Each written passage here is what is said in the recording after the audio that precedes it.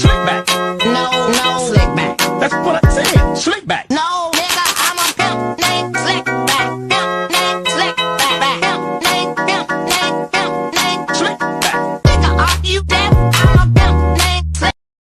Assalamualaikum warahmatullahi wabarakatuh. Perkenalkan, nama saya Asriani dari Prodi PGSD semester 1.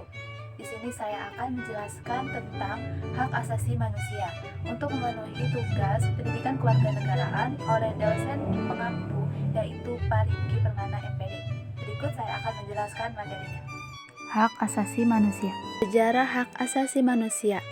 HAM muncul sebagai jawaban dari banyaknya penindasan manusia oleh penguasa yang tirani sehingga tumbuh kesadaran akan harkat dan martabatnya sebagai manusia. Perlindungan HAM yang universal dihasilkan setelah pasca Perang Dunia Kedua. Majelis Umum PBB menyetujui Deklarasi Universal HAM pada tanggal 10 November. Munculnya deklarasi HAM karena banyaknya kejadian di luar perikemanusiaan yang menimbulkan korban jiwa manusia dalam jumlah besar. Apa yang dimaksud dengan hak asasi manusia? Pengertian HAM. Hak asasi manusia adalah bentuk tanggung jawab negara untuk menghormati, memenuhi, dan melindungi terhadap seluruh orang dari manapun asalnya. Pengertian HAM menurut Undang-Undang Nomor 39 Tahun 1999 tentang Hak Asasi Manusia. Yang dimaksud dengan hak asasi manusia adalah seperangkat hak yang melekat pada hakikat dan keberadaan manusia sebagai makhluk Tuhan Yang Maha Esa dan merupakan anugerahnya yang wajib dihormati, dijunjung tinggi, dan dilindungi oleh negara, hukum, pemerintah, dan setiap orang. Ciri-ciri HAM. Hakiki, artinya hak asasi semua umat manusia yang sudah ada sejak lahir. Universal, HAM berlaku untuk semua orang tanpa memandang status, suku, bangsa, gender, ataupun perbedaan lainnya. Tidak dapat dicabut atau diserahkan kepada pihak lain. Tidak dapat dibagi.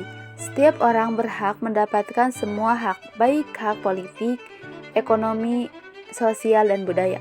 Jenis-jenis HAM. Yang pertama, HAM dasar. Hak untuk hidup, hak untuk memiliki keturunan, hak untuk memiliki sesuatu secara halal. Yang kedua, hak untuk membangun. Hak asasi bagi suatu negara untuk membangun negaranya tanpa campur tangan negara lain atau asing. 3. HAM politik. Hak berserikat dan berkumpul, hak mengemukakan pendapat, hak untuk memilih dan pilih. Yang keempat, HAM sosial, ekonomi, dan kebudayaan.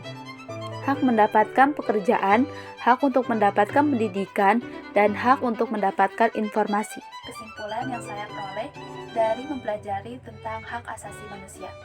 Hak asasi manusia atau disebut juga dengan HAM adalah suatu bentuk tanggung jawab suatu negara untuk menghormati, memenuhi, dan melindungi terhadap setiap orang yang ada di negara itu sendiri, walaupun mereka berasal dari daerah lain. Sedangkan hak warga negara merupakan hak istimewa yang diperoleh khusus untuk warga negara Indonesia saja. Tujuan HAM yaitu untuk mempertahankan hak-hak dasar manusia yang dimiliki secara mutlak oleh setiap manusia sebagai individu dari lahir sampai meninggal.